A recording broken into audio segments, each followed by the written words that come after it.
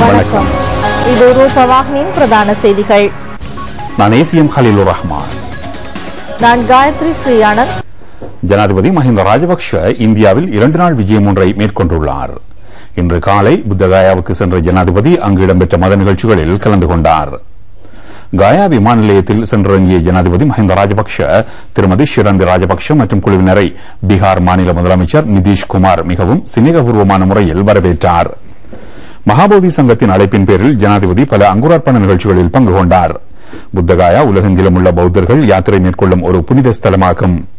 2002ஆம் ஆண்டு புத்தகாயா உலக பாரம்பரிய உரிமைத்துவங்களில் ஒன்றாக பிரகடனம் செய்யப்பட்டது. ஜனாதிபதி புத்தகாயாவில் உள்ள சமாதி நிலை புத்தர் சிலை அருகில் பூஜ்ய வழிபாடுகளில் கலந்து கொண்டார். அங்கு இடம்பெற்ற பல்வேறு மத நிகழ்வுகளிலும் அவர் கலந்து கொண்டார். ஜெயஸ்ரீ மகாபோதிக்கு ஜனாதிபதி விஜயம் செய்ததை முன்னிட்டு விசேட போதி பூஜை நடைபெற்றது. அனுராதபுரம் ஜெயஸ்ரீ மகாபோதி அரச மரத்தின் கிளை ஒன்று புத்தகாயா இந்திய மகாபோதி விகாரையில் நடப்பட்டுள்ளது. இதனைச் சுற்றி நிர்மாணிக்கப்பட்டுள்ள பொன்வேலியை ஜனாதிபதி திறந்து வைத்தார். மகாபோதி சங்கத்தின் ஸ்தாபகரான அனகாரிக தர்மபாலவின் உருவச்சிலைக்கு மலரஞ்சலி செலுத்தப்பட்டது. அனகாரிக தர்மபால 1891ஆம் ஆண்டு மே மாதம் இந்தியாவில் மகாபோதி சங்கத்தை நிறுவினார்.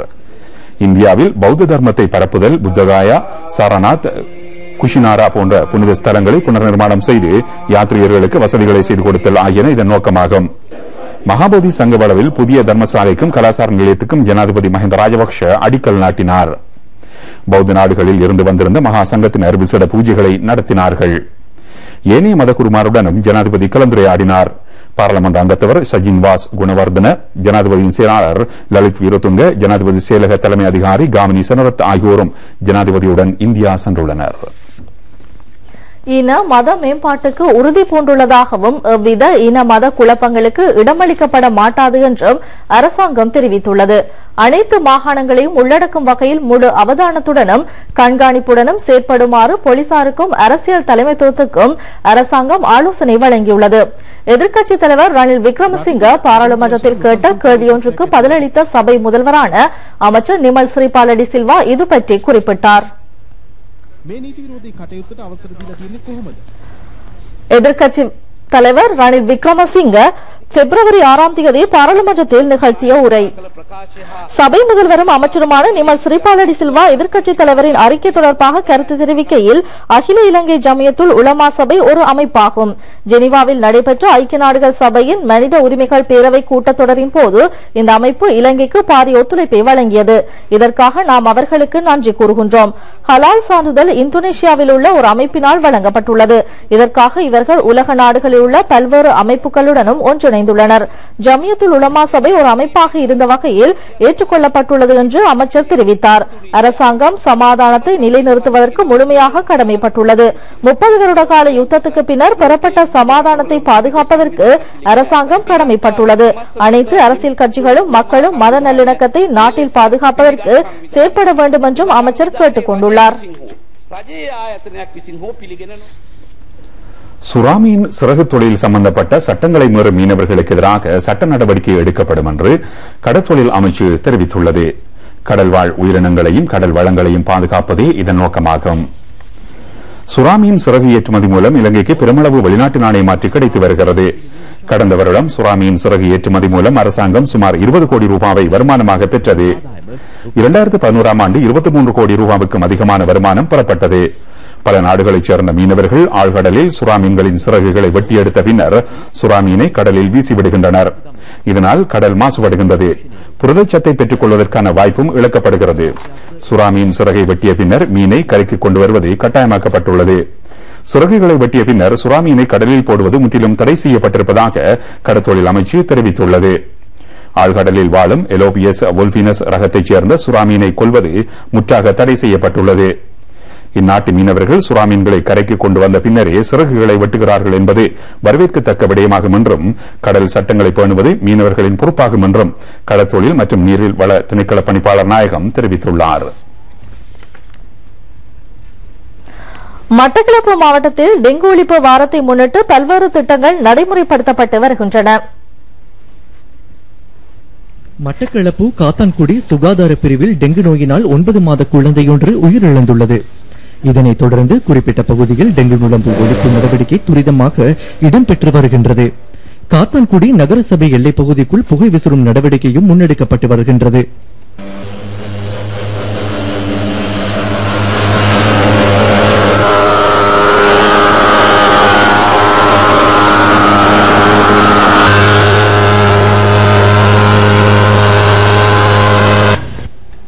ஈராவூர் பிரதேச செயலக ஊழியர்களும் டெங்கு நுளம்பு ஒழிப்புக்கான சிரமதான நடவடிக்கைகளில் ஈடுபட்டு வருகின்றனர்.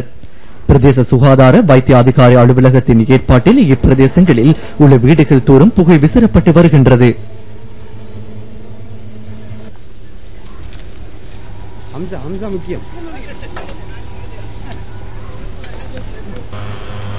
கிண்ணியா வைத்திய சுகாதார நிலையத்தினால் டெங்கு ஒழிப்பு நடவடிக்கையின் கீழ் புகை விசிறும் நடவடிக்கை முன்னெடுக்கப்பட்டு வருகின்றது.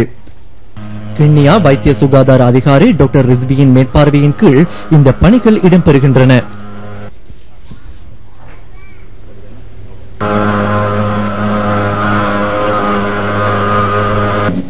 வவுனியா மாவட்டத்திலும் டெங்கு ஒழிப்பு தொடர்பான வேலை திட்டங்கள் பல இடம்பெற்று வருகின்றன. இங்கும் நுளம்பு ஒழிப்புக்கான புகை விசிறப்படுகின்றது. வீதிகள், நீர் வழிந்தோடும் வாய்க்கால்கள், பொது இடங்கள், பொதுமக்களின் காணிகள் முதலானவற்றிலும் சுத்தம் செய்யும் நடவடிக்கைகள் இடம்பெறுகின்றன.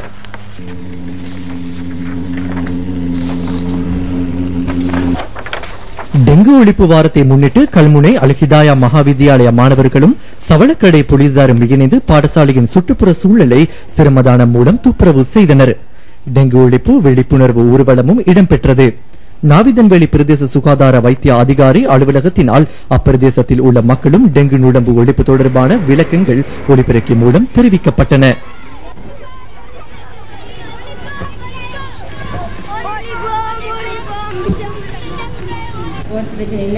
இந்த ஒரு சுகாதார பணிமனையில் கேட்போர் கூடத்தில் டெங்கு ஒழிப்பு தொடர்பான கருத்தரங்கு நடைபெற்றது.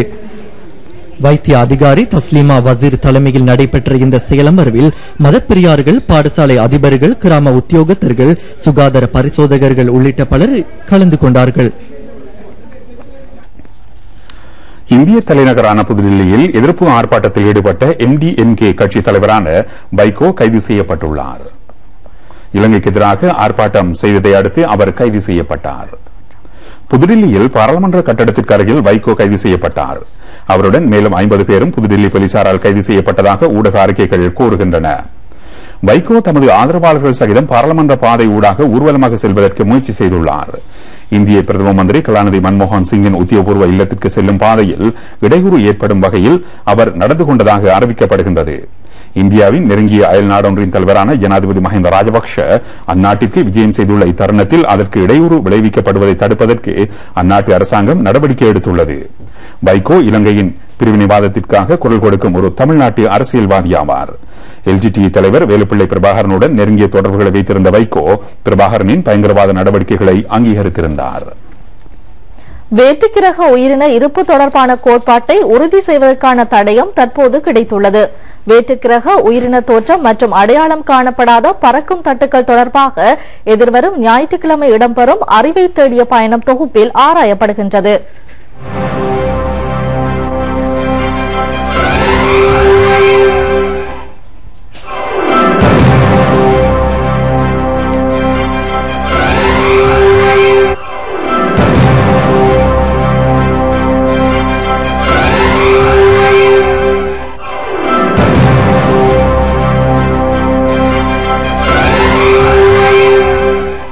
கிழக்கு மாகாண வீதி அபிவிருத்தி அமைச்சினால் சாய்ந்தமருதில் மேற்கொள்ளப்பட்டு வரும் வீதி அபிவிருத்தி பணிகள் குறித்த முன்னேற்ற மீளாய்வு கூட்டம் சாய்ந்தமருது பிரதேச செயலகத்தில் நடைபெற்றது. ஜெய்கா வீதி அபிவிருத்தி திட்டத்தின் கீழ் இந்த அபிவிருத்தி நடவடிக்கைகள் இடம்பெற்று வருகின்றன. கிழக்கு மாகாண அமைச்சர் MS உதுமாலிப்பை தலைமையில் நடைபெற்ற மீளாய்வு கூட்டத்தில் மாகாண சபை உறுப்பினர்களான ஆரிப் சம்சுதீன், AM ஜமீல் உள்ளிட்ட பலர் கலந்து கொண்டார்கள்.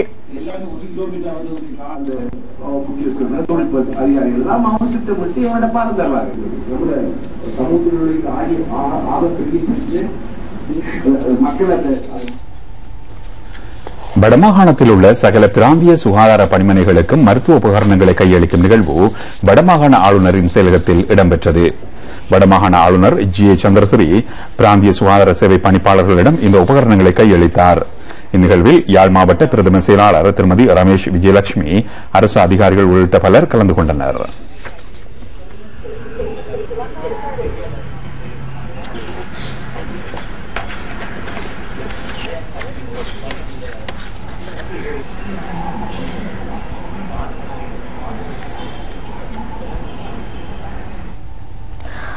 கிழக்கு மாகாணத்தின் மட்டக்களப்பு அம்பாறை மாவட்டங்களை உள்ளடக்கிய உள்ளூராட்சி மன்றங்களால் சேகரிக்கப்படும் திண்மக் கழிவுகள் மூலம் மின்சாரத்தை உற்பத்தி செய்வதற்கான திட்டம் ஒன்று காத்தான்குடியில் முன்னெடுக்கப்பட உள்ளது.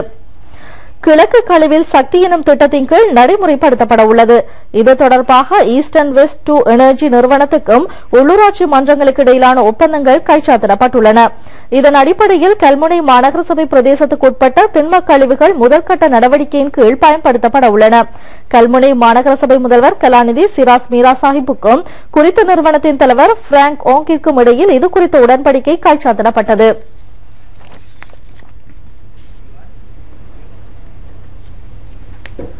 திருகோணமலை பிரதேசத்திற்கு வரும் உல்லாச பயணிகளின் எண்ணிக்கை தற்பொழுது அதிகரித்துள்ளது. சுற்றுலா பயணிகளை திருகோணமலையின் இயற்கை அழகு வெகுவாக கவர்ந்துள்ளது. கோணேஸ்வரம், கன்னியா வெந்நீர் ஊற்று, இயற்கை துறைமுகம் ஆகியவற்றை கொண்டுள்ள பகுதிக்கு முன்பு போல் தற்போதும் பெரும் எண்ணிக்கையான சுற்றுலா பயணிகள் வருகை தர ஆரம்பித்துள்ளனர்.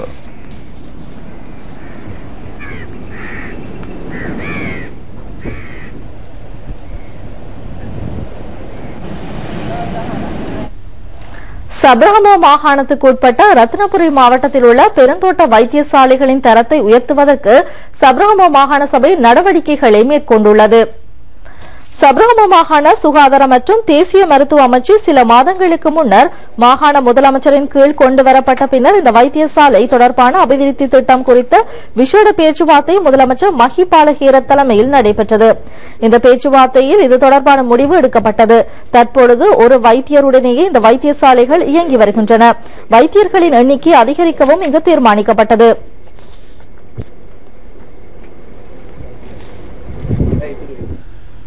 ரன்மிஹி தென்ன மஹிந்த ராஜபக்ஷ தேசிய தொலைக்காட்சி நாடக மற்றும் திரைப்பட பூங்காவை மையமாக கொண்டு பல்வேறு கலை ஆற்றல்கள் கொண்ட குழாம் ஒன்றை அமைப்பதற்கு ஊடக மற்றும் தகவல் அமைச்சு திட்டமிட்டுள்ளது.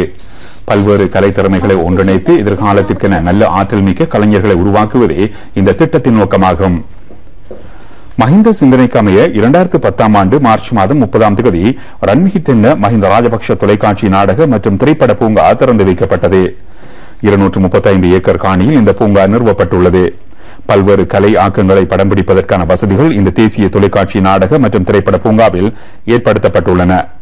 இந்த உத்தேச கலைஞர்கள் குழாமுக்கு திரைக்கதை ஆக்கம், நெறியாழ்கை, நடிப்பு, ஆடை அணி, ஒளிப்பதிவு போன்ற துறைகள் சார்ந்த ஆற்றல் மிக்க கலைஞர்கள் சேர்த்துக் கொள்ளப்படுவார்கள். கல்வி பொதுத்தர பத்திர சாதாரண தர பரீட்சையில் சித்தியடைந்த 18 வயதிற்கும் 40 வயதிற்கும் இடைப்பட்டவர்கள் இதற்கு விண்ணப்பிக்க முடியும். எதிர்வரும் 20ஆம் தேதி வரை விண்ணப்பங்கள் ஏற்றுக்கொள்ளப்படும். தெரிவு செய்யப்படும் விண்ணப்பதாரிகள் சம்பந்தப்பட்ட துறை சார்ந்த அனுபவமிக்க கலைஞர்களால் பயிற்றுவிக்கப்படுவார்கள். இவர்கள் ரன்மிஹி தென்ன தொலைக்காட்சி நாடக மற்றும் திரைப்பட பூங்காவில் தயாரிக்கப்படும் கலை ஆக்கங்களுக்கு சேர்த்துக் கொள்ளப்படுவார்கள் என்று தகவல் மற்றும் ஊடக அமைச்சு செயலாளர் கலாநிதி சரித ஹேரத் தெரிவித்துள்ளார். රන්මිහි තැන්න ටෙලිසිනමා උද්‍යානයේ හරහා ක්‍රියාත්මක වෙන ඉදිරි සිනමා කර්මාන්තයේ වැඩසටහන් සඳහා ඒ අයගේ දක්ෂතා පාවිච්චි කරන්න, ඒ අයට අනාගතයට ලොකු ගමනක් නිර්මාණය කරලා දෙන්න බලාපොරොත්තු වෙනවා. எதிர்காலத்தில் ரன்மிஹி தென்ன மஹிந்த ராஜபக்ஷ தொலைக்காட்சி நாடக மற்றும் திரைப்பட பூங்காவில் 75% அதிகமான காட்சிகள் படம் பிடிக்கப்பட்ட தொலைக்காட்சி நாடகங்களுக்கு அரசாங்க தொலைக்காட்சி அலைவரிசைகளில் முக்கியத்துவம் வழங்கப்படும் என்று அமைச்சின் செயலாளர் மேலும் தெரிவித்தார்.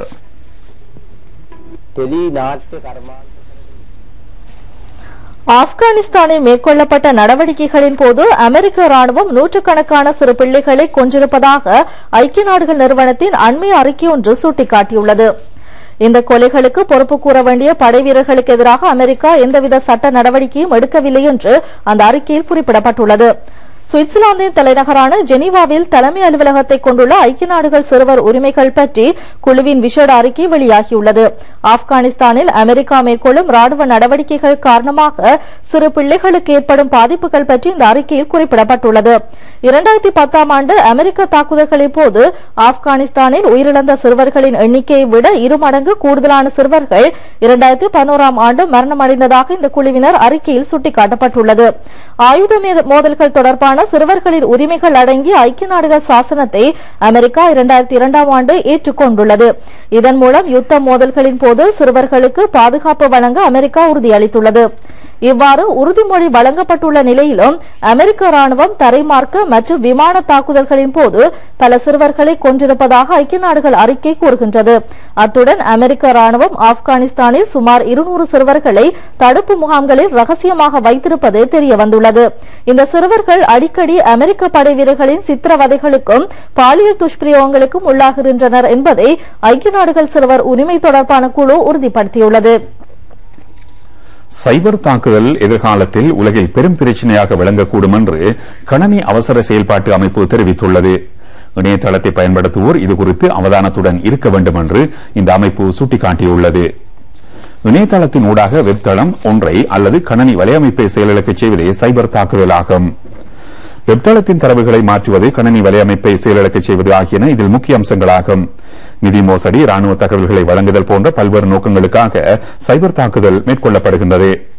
அமெரிக்காவின் வெள்ளை மாளிகை கணனி வலையமைப்பு, அமெரிக்க உளவு சேவை, வெப்தளம், நாட்டின் உள்நாட்டு பாதுகாப்பு திணைக்கள கணனி வலையமைப்பு ஆகியவற்றின் மீது சைபர் தாக்குதல் நடத்தப்பட்டுள்ளது. இலங்கையிலும் சில சந்தர்ப்பங்களில் சிறிய அளவிலான சைபர் தாக்குதல்கள் இடம்பெற்றதாக அறிவிக்கப்படுகின்றது. தனிப்பட்டவர்களின் அல்லது நிறுவனங்களின் கணனி வலையமைப்பு சைபர் தாக்குதலுக்கு உள்ளானால் அது பற்றி 0112 691 692 எனும் தொலைபேசி இலக்கம் ஊடாக அறிவிக்கும்படி கணனி அவசர செயல்பாட்டு பிரிவு மக்களுக்கு வேண்டுகோள் விடுத்துள்ளது. எதிர்காலத்தில் நிகழக்கூடிய சைபர் தாக்குதல்களை சமாளிப்பதற்கு ஆயத்தமாக இருக்க வேண்டும் என்று இந்த பிரிவின் தகவல் பாதுகாப்புத்துறை அதிகாரியான ரோஷான் சந்திரகுப்த தெரிவித்துள்ளார். ඒ ආරක්ෂාව සම්බන්ධයෙන් සහතිකයක් ලබා ගත යුතුයි. පරිගණක ජාලයක් ගත්තොත් පරිගණක ජාලයට ඇතුල් වෙන්න තියෙන දොරටු ආරක්ෂිතව තිබේද කියන එක සහතික කරගත යුතුයි. ප්‍රතිවෛරස මෘදුකාංග යාවත් කාලීනකට තබා ගැනීම ඉතාම වැදගත්. கிண்ணியா வெப்பந்தவணை ஜாகிரா வித்யாலய மாணவர்கள் அதிசய வண்ணத்தி பூச்சி ஒன்றை பிடித்துள்ளனர். அரிதாகி வரும் பட்சி இனங்களில் ஒன்றான வண்ணத்தி பூச்சியின் வளமையான அளவை விட பல மடங்கு பெரிதானதாக இது காணப்படுகிறது என்று மாணவர்கள் தெரிவித்துள்ளனர். டெங்கு ஒழிப்பு வேலை திட்டத்தை முன்னெடுத்த போது மாணவர்கள் பற்றிக்காட்டில் இதனை கண்டனர்.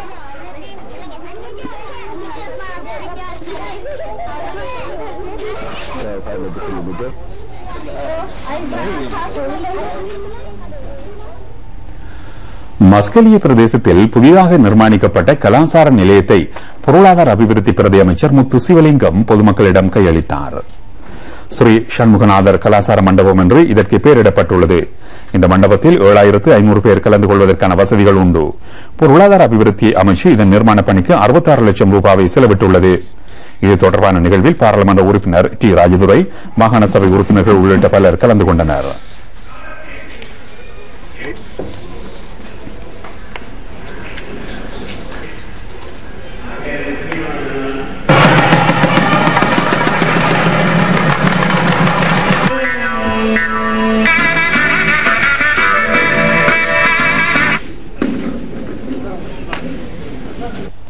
உலகின் முன்னணி காரோட்ட பந்தய சாம்பியனான செபஸ்டியன் நேற்றைய தினம் இவ்வருடத்துக்கான முதலாவது போட்டியில் கலந்து கொண்டார்.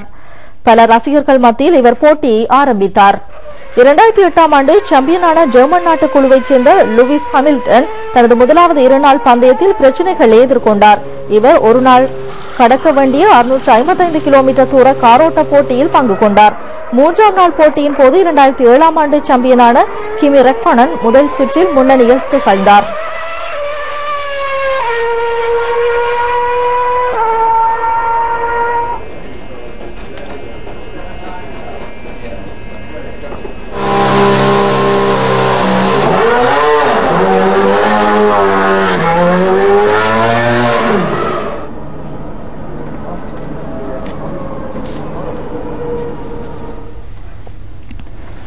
மார்க் கவண்டிஸ் கட்டார் சைக்கிளோட்ட போட்டியில் 3ஆம் கட்டத்தில் வெற்றி பெற்றார்.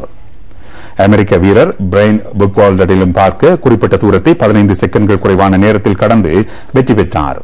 நேற்று போட்டியின் 5ஆம் கட்டமான 154 கிலோமீட்டர் தூரத்தை கடக்கும் சைக்கிள் சமாரி ஆரம்பமானது.